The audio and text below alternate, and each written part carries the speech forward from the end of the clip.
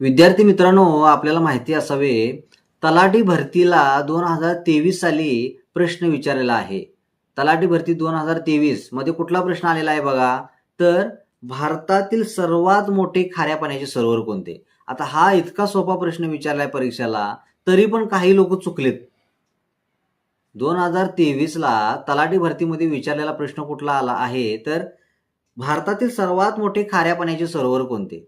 तर या प्रश्नाचं उत्तर काय आहे, तर भारतातील सर्वात मोठे खाऱ्या पाण्याचे सरोवर जे आहे, ते सरोवर आहे चिल्का सरोवर. आणि हे चिल्का सरोवर ओडिसा राज्यामध्ये येतं. ओडिसा राज्याची राजधानी कोणती? तर भुवनेश्वर.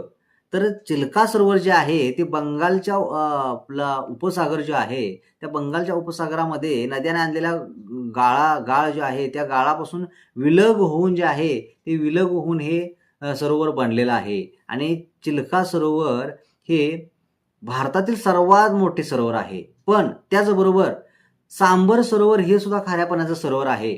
पण हे भारताच्या भूवेष्टीत असं सरोवर आहे.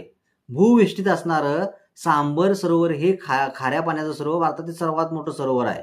लक्षात आलं काय? पण चिल्का सरोवरापेक्षा ते लहान आहे. आणि चिल्का सरोवर हे भारतातील सर्वात मोठं खाऱ्या पाण्याचं सरोवर आहे.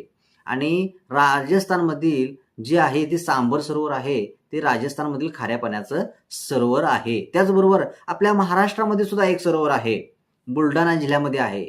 जगातील असं एकमेव सरोवर आहे की जे उल्कापातामुळे तयार झालेलं आहे. लक्षात आलं का? तर ते बुलढाणा जिल्ह्यामध्ये जे सरोवर आहे, त्या सरोवराचं नाव आहे लोणार सरोवर. हे आपल्याला माहिती पाहिजे. लक्षात आलं का?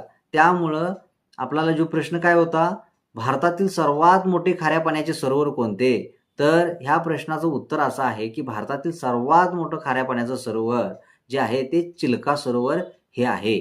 आणि हे चिल्का सरोवर ओडिसा या राज्यामध्ये आढळते.